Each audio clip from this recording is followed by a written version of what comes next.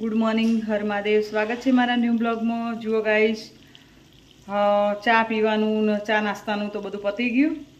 તો જુઓ આજે મલાઈ બે દિવસથી બહાર ગરમીમાં થોડી જમાવા માટે મૂકી હતી. તે માખણ નીકળ્યું તો એમાંથી પછી આપણે બનાવીએ છીએ ઘી. અત્યારે હાલ હું બનાવી રહીશું ઘી બની રહ્યું છે. તો આજે તો પૂરી જતા રહ્યા હિંસોર. એમને રાવણું હતું એટલે પૂરી તો હિંસોર પાછા જતા રહ્યા. હવે હું આંચલ નકરી છીએ તે જોઈએ જમવામાં હું બનાવીએ. વિચાર્યું કે પાલક દાળ બનાવું કે થોડા ભીંડા પડ્યા. હવે કાલ ભીંડા કર્યા હતા એટલે આજે તો ભીંડા કરાય ના. અને પાલક દાળ પાલક દાળ બનાવવાનો. બધું હજી તો ઘરકામ તો બધું બાકી જ છે. કચરા પોતું વાસણ બધું બાકી જ છે. રસોડું પણ ધોવાનું બાકી છે.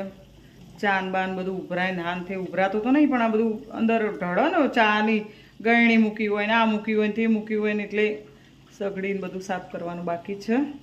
ચલો તો આગળ જુઓ આજનો દિવસ કેવો જાય મને ખબર નહીં હોતી. ઘણીવાર હું ખાલી આ રીતે જ વ્લોગ લીધો હોય ને હું તમને નહીં કહેતી કે મને ખબર નહીં કે તમને ખબર નહીં. કોઈને ના ખબર હોય કે સવારે ઉઠ્યા હોય એટલેથી સાંજ સુધીનો દિવસ કેવો જતો હોય કેવો ના જતો હોય આપણને નહીં ખબર હોતી. તો પણ તમે પણ બ્લોગમાં બન્યા રહેજો. આપણો રેગ્યુલર બ્લોગ આવે જોવા માટે.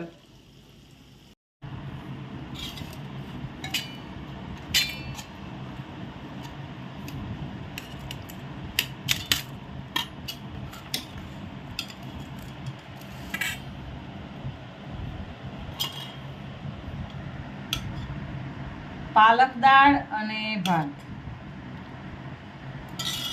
એનો જુઓ સાસ બરોબર. અને ગરમામાં રોટલી છે. ગરમામાં છે રોટલી. કાના વગર જુઓ મંદિર કેટલું સૂનું સૂનું લાગે. પણ મારી જોડે આ રાધા કૃષ્ણની મૂર્તિ છે ને એટલે હું રાખું છું. પાછા રામ ભગવાનના દર્શન કરીએ આપણે. રાધા કૃષ્ણના કરીએ, શિવલિંગ ભોળાનાથના દર્શન કરીએ. જય ગણપતિ બાપા, જય ભૈરવ દાદા, સિગોતર માનું શ્રીફળ, જય મોમાઈ માતાજી. તો ગાઈસ જુઓ આજે નાસ્તામાં છે પૂરી અને ભજીયા. મેં ફ્રીજમાં મૂક્યા કારણ કે ગરમીના બગડી ના જોઈએ એટલા માટે. પછી ગોઠિયા લાવેલા પડ્યા છે જુઓ છોકરો માટે. દૂધ ગરમ કરીને મૂક્યું છે ઠંડુ થવા માટે. તો આપણે વાસણ ઉટકી દઈએ. તો હું ચાના બધા વાસણ ઘસી દઉં. બા દયણું કરવા બેઠી છે, બતાવું. જુઓ બા ઘઉં ચાળવા બેઠી છે. બા ઘઉં ચાળો છો? દયણું કરવાનું હો એટલે દયણાના થોડા ઘઉં ચાળવાના. જુઓ ટાઈસુ ગુડ મોર્નિંગ. ગુડ મોર્નિંગ બેટા. આજે આપણો બનાવવાની છે દાળ ઢોકળી. અને આંચલ કરે છે કચરા પોતા.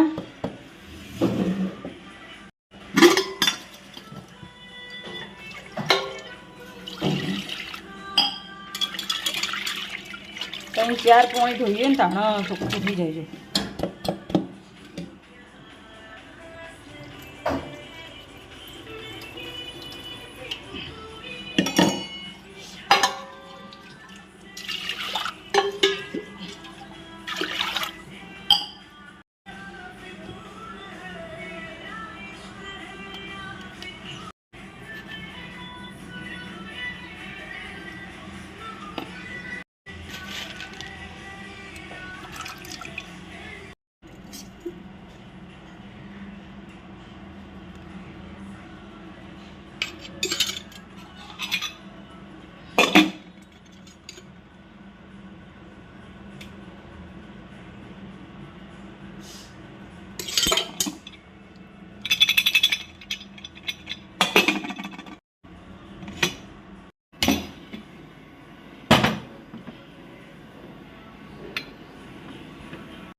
આંચલબેનના ભાગે આવ્યું છે આજે કચરા પોતું અને મારે જમવાનું બનાવવાનું. અને જો બા બેઠી છે. ક્રિશુ લગભગ 5:30 ઉઠવાનું થાય તો ટ્યુશન અત્યારે જો જઈને આવ્યો, બેગ પડી, ચા નાસ્તો કર્યો. હવે થોડી વાર આરામ કરશે. ટાઈસી પણ આરામમાં જ હોય. ટાઈસી તો આખો દિવસ એસીવાળા રૂમમાંથી બિલકુલ ટાઈસી બહાર નહીં નીકળતી. બેટા મોબાઈલ મૂકીને હો એટલે ઊંઘ આવી જાય 2 કલાક સારી. તો વહેલા 5 વાગે ઉઠેલું મજરા આવી જાય એટલે હું પડદા આઘા કરી દઉં મસ્ત ઠંડક થઈ જાય થોડી પડદા વાખી દઈએ ને એટલે ઠંડક થોડી સારી થાય આ બેગ લઈ લઉં હેઠ તારું હોયથી તાર ઉપર લઈ જવાનું હોય ને બેગ બાપડાને થાક લાગે ને એટલે એનો ચોપડો ને બેગ ને બધું ઉપર જ હોય પણ થાક લાગે એટલે એ હોય ના હોય જ મૂકીને ઊંઘી જાય ખૂણામાં મૂકી દઉં એ ઉપર જા ને એટલે બેગ લેતો જશે ઊંઘી જતા સીધો હોઈ જા કિલા ક્રિશ એમની આમ સીધો હોઈ જા બેટા સીધો હોઈ જા એટલે ઊંઘ તો ફાવો આમ પગલોબા કરીને હો ખાવા ના ઉઠાડું ને તને મોડા ખાય ને તું ઉઠીને હો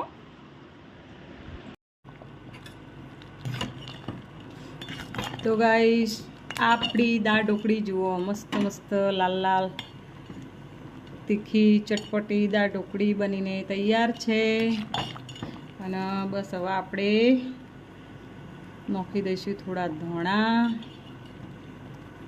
ને સામાન ને કોકરી ગોળ નાખીશું ગોળ થોડો ગરમ પડવાની ચિંતા રહે એટલે નાખી દઈએ 2 ચમચી ખોડ એટલે ભાત જોડે ખવાય તો ગોળ તો ઘરમાં ગોળ બાજરીનો લોટ રોટલો ખાવા માટે કે મને વડો બહુ ભાવે બરાબર પણ એવું બધું કરી જ નહીં શકતી ગરમ પડવાની બહુ ચિંતા રહે અને કાલે એક લીલું મરચું ખાલી નાખ્યું હતું ને એમાંય હું હેરાન થઈ ગઈ જુઓ આ બાજુ બને છે ઢોકળીની રોટલી જુઓ દાળ ઢોકળી ભાત સાસ બા તો ભાત નહીં ખાતી એટલે દાળ ઢોકળી ને રોટલી પૂરી ખાવા બેઠા ક્રિસ હજી ઊંઘ્યો આ ચાલ 2 રોટલી લઈને આવે રસોડામાં ખાવા કાઢી દીધું બધાનું આવું આજ તો હોય ને ફ્રીજમાં ઘી રાખી દઉં ને એ કેવું લાગે જોણે આમ પહેલાં ઘડીઓનું ઘી ના હોતું ઢેપો ઘી એવું લાગે છે હો હા ડાયરેક્ટ આવું નાખી દે આમ કેટલું મસ્ત લાગે છે ખાવાનું નહીં ના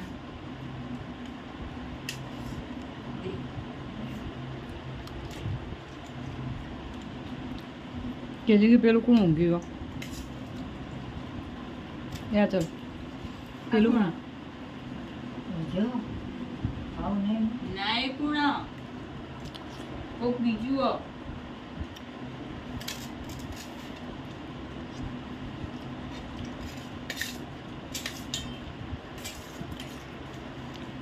બાના આવડો મોટો ક્રિસ નહીં દેખાતો બોલો હેડો ક્રિસ ચો જો આચલ કે જો બાર એટલે કે બાર જો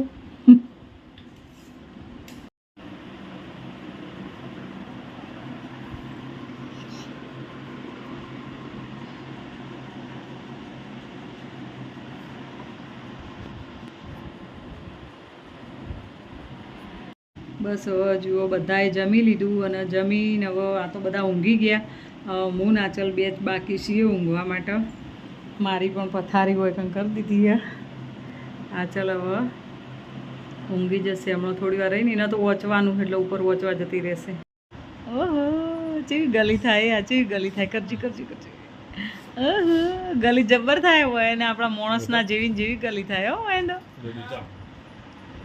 ઓહો ગલી કર ખાલી ગલી કર ગલી કર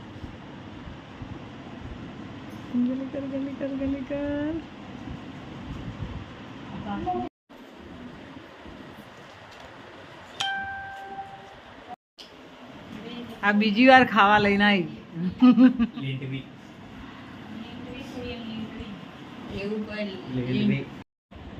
જો અત્યારે શાક બનશે ભીંડીનું શું મસ્તી તારા તો મસ્તી એ આચલ દીદી આવશે હમણાં હાલ મમ લેવા જઈએ જો મમ લેવા જઈ છે હેડ આવા જલ્દી નાટકો કર્યા વગર અમને ખબર હતી તમે આવ્યા હોય હા જો અમે આવો કોણ ખાઈએ આચલને 2 બાન માટે લાવી આઈસ્ક્રીમ લાવી અને ભાઈ માટે નહીં લાવી એ તો લાવી કોણ મેલ્યો ફ્રીજમાં હા ચલો કોણ ખાવા માટે આઈસ્ક્રીમ ભીંડાનું શાક દૂધ અને રોટલી રાતે નહીં મોજ પડી જાય ને ભીંડાનું શાક તો એને બહુ ભાવે નહીં અને બા તો જોજો શું કરે યા આવું જોવો બા આવું જોવો તમે તમે પેલું શું જોવો હો પેલું પિક્ચર જે પિક્ચર સારું હવે હિન્દી પિક્ચરમાં તમને ખબર પડે બધી તું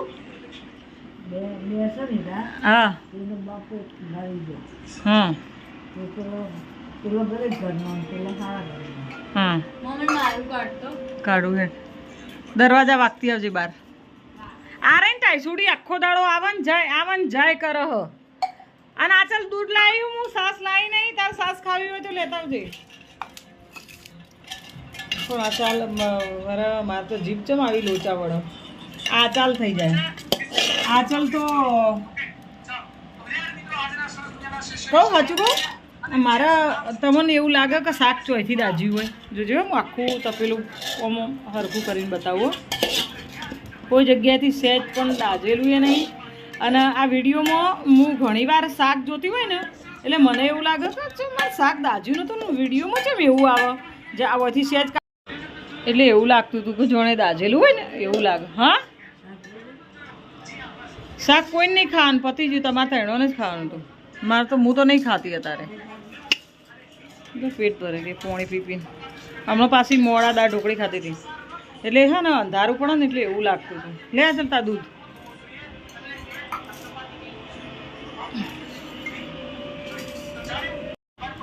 ઓનલાઈન ક્લાસ પણ ચાલુ હોય ભણવાનું જુઓ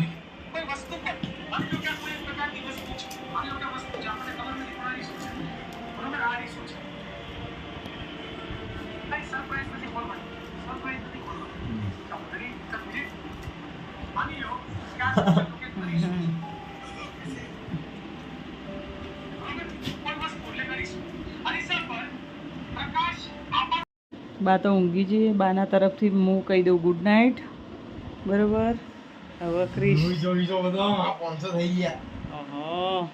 તો ગાઈસ ગુડ નાઇટ મળીશું બીજા બ્લોગમાં ત્યાં સુધી બાય